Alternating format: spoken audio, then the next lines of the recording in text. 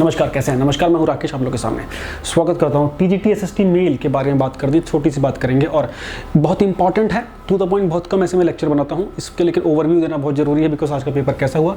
SSB TGT SST का paper था आज, मेल का है ना, फीमेल कैटेगरी का भी होना, जिसमें कुछ दिन बाकी भी हैं, लगभग 1 महीना बाकी है। तो अलर्ट हो जाइए किस प्रकार से पेपर था। पेपर को अगर हम देख के बताएं, साधारण भाषा में बताऊं तो ऑन द लाइन था, ऑन द मार्क था, मतलब जैसा एक्सपेक्टेड था वैसा ही था, सीधी बात है। की पॉइंट्स में बताऊंगा। 2018 के आसपास देखा जाएगा तो पार्ट 1 में काफ़ी कठिनाई मिली थी लोगों को। पार्ट 1 आपको पता होगा, डीएसएसबी का पेपर जो है 2 भागों में होता है, पार्ट ए और पार्ट बी। पार्ट बी में सब्जेक्ट होता है 100 मार्क्स का, और पार्ट ए में 100 मार्क्स में 5 सब्जेक्ट होते हैं, हिंदी, इंग्लिश, मैथ, रीजनिंग और जीएस। तो जो पार्ट 1 था वो कंपैरेटिवली थोड़ा सा ईजी माना जाएगा, ईजी या कह लीजिए ईजी टू मॉडरेट था। भाग 1 है ना, कुछ स्टैटिक क्वेश्चन थे, उसके अलावा बहुत चैनलाइज क्वेश्चन थे। हिंदी तो बहुत ठीक ठाक थी, इंग्लिश में भी चीज़ें ठीक थी और पैसेज करने लायक थे। बीच में 2-3 सालों में अगर देखा जाए तो डीएसएसबी ने थोड़ी सी जटिल बना दी थी इंग्लिश। आज के पेपर में ऐसा देखने को नहीं मिला, साधारण थी। अगर आप इंग्लिश, बहुत से लोगों का सब्जेक्ट बहुत अच्छे से रेडी होता था, लेकिन पेपर 1 की वजह से वो गड़बड़ हो जा रहे थे, तो आज के पेपर में ऐसा नहीं होगा। एक बात, पेपर 2 की अगर बात करें तो पेपर 2 मॉडरेट था। इजी तो कुछ नहीं होता, लेकिन मॉडरेट था। उसमें अभी हम 2-3 चीज़ें डिस्कस करेंगे। पहले पेपर पार्ट 1 की बात अगर कर लें, पार्ट 1 में मेरे हिसाब से अगर आपने थोड़ी सी प्रिपरेशन की हो तो इजीली आप क्वालिफाई कर जाएंगे। Qualify in the sense 40 marks से ऊपर आप ले आएंगे, है ना।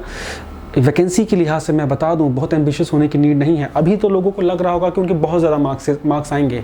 3-4 दिन में जब चीज़ें मेल्ट डाउन होंगी तो क्वेश्चन सब गलत होना शुरू होंगे। तो ये एक बड़ा बैलेंस पेपर मैं मानूंगा। पहले के पेपर बैलेंस नहीं थे, ये एक बैलेंस पेपर है, ठीक है। अब फीमेल्स को क्या ध्यान देना है अभी मैं बता रहा हूँ। पार्ट 1 में आप प्रीवियस ईयर जरूर कर लीजिए, टेंशन लेने की एकदम नीड नहीं है। आपको हिंदी रीजनिंग और जीएस पे अच्छे से मेहनत कीजिए। 60 में से आप 40 यहीं से ला सकते हो, और मैथ और इंग्लिश जैसी आज आई है वैसी अगर आ गई तो इजीली आप 50 से 55 मार्क्स क्रॉस कर जाओगे, बहुत बढ़िया, है ना। और इसमें बहुत आपको फाइट करने की नीड नहीं है, लेकिन आपको अटेम्प्ट मैक्सिमम 70 से 75 करने हैं अगर आज जैसा पेपर आता है तो, है ना, क्योंकि उससे ऊपर अटेम्प्ट करने का कोई मतलब नहीं बनता था। और जिसने अपने आप को रिस्ट्रेन किया होगा, मैं अभी भी मानता हूँ कि 140 से ऊपर जिसने अटेम्प्ट किया होगा, 145 से ऊपर जो अटेम्प्ट करके गया वो फिर खतरे में पड़ जाएगा, बिकॉज नेगेटिव मार्किंग आपको फंसा के चलती है। अभी आपको जब आंसर की आएगी तब चीज़ें समझ में आएंगी, है ना। तो कोई भी पेपर, आज का पेपर अगर हम पार्ट बी की बात करें, मैं आपको क्वेश्चन नहीं बता रहा हूँ, ओवरव्यू दे रहा हूँ। पार्ट बी की अगर बात करें तो 9th से 12th की बुक्स का यूज़ हुआ था। जो लोग 6ठी से 8वीं बोल रहे हैं वो छोड़िए उन सब चीज़ों को, ठीक है। ज्योग्राफी आज के पेपर में सबसे जटिलतम थी, ज्योग्राफी थी 11th क्लास से। 11th क्लास की जो ज्योग्राफी थी एनसीईआरटी, अगर आप वो करते हैं तो कोई दिक्कत वाली बात आपको नहीं है, बिकॉज उसमें टेक्टोनिक प्लेट्स वगैरह के ऊपर कुछ क्वेश्चन थे और कुछ स्पेसिफिक वायुमंडल के ऊपर क्वेश्चन थे। कुछ क्वेश्चन बहुत ही ईजी थे, और देखिए कुछ बच्चे बोल रहे थे कि सर कुछ क्वेश्चन बहुत टफ थे, कभी देखे नहीं। ऑफकोर्स नहीं देखे होंगे, बिकॉज पूरा पेपर 200 नंबर लाने की नीड नहीं आपको सेलेक्ट होने के लिए। अभी भी मैं कह रहा हूँ 50% पे सिलेक्शन हो जाएगा बहुत ईजिली, उससे कम पे सिलेक्शन होगा। 90 वाला भी सेफ है, ठीक है ना, आज के हिसाब से। दूसरा, वर्ल्ड हिस्ट्री से क्वेश्चन अच्छे से पूछेंगे, तो आज के इसमें world geo plus world history plus geography ने थोड़ा डोमिनेट किया। इकोनॉमिक्स का डर था, इकोनॉमिक्स परंपरागत रूप से ठीक आई, 2-4 क्वेश्चन उसके एमसीक्यूज के रूप में आ गए, वो इजीली होने थे। मैं बार बार आप लोगों से बोलता था कि अपनी प्रिपरेशन को उच्च स्तर पे कीजिए। जो लोग पीसीएस के स्तर पे या हमारे जो क्वेश्चन डेली बेसिस जो जूनियर सुपर टेट या अन्य किसी परीक्षाओं के लिए कर रहे थे, तो उनको दिखेगा कि चीज़ें कितनी स्मूथ आई हैं। अभी थोड़ा सा आप लोगों को ना, जो बहुत ही बेसिक किताबें हैं जैसे लूसेंट टाइप की, उससे थोड़ा सा ऊपर उठना पड़ेगा, थोड़ा एनालिसिस करना पड़ेगा। और सबसे बड़ा रामबाण, एनसीईआरटी से आज भी सिलेक्शन हो रहा है। एनसीईआरटी बेस्ड था पूरा पेपर एनसीईआरटी बेस्ड था।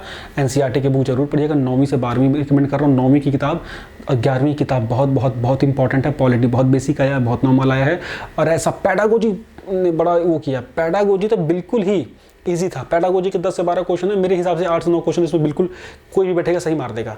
तो क्वालिफाई करना बहुत दिक्कत वाली बात नहीं है। देखिए बहुत सीटें पिछली बार के मुकाबले 10 से 12 गुना है, तो इसलिए निश्चिंत रहिए, घबराने की नीड नहीं है कि आपके कुछ क्वेश्चन गलत भी हो रहे हैं, समस्याएं भी आ रही हैं।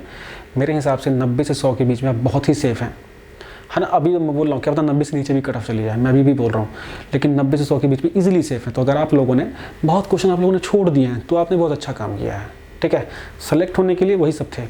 बहुत से लोग ऐसे हैं जिन्होंने आते हुए क्वेश्चन अच्छे से कर लिए और नहीं आते हुए को टिक मार के अपने को खतरे में डाल लिया है, ठीक है। तो थोड़ा आपको ध्यान देना है। फीमेल्स जो 1 महीना जिनके पास टाइम है, अलर्ट हो जाइए। हमारे पास भी क्लासेस TCS भी TGT की चल रही हैं, चाहे तो ज्वाइन कर सकते हैं। हमारे चैनल पर जितने भी लेक्चर्स आ रहे हैं प्लस प्लीज़ उनको जरूर वॉच करिए, आपके लिए बहुत इंपॉर्टेंट है वो। डीप नॉलेज पकड़ने की कोशिश करिए। NCERT के 25 से 30 पेज डेली कीजिए, ज़्यादा समस्या नहीं आएगी। Thank you.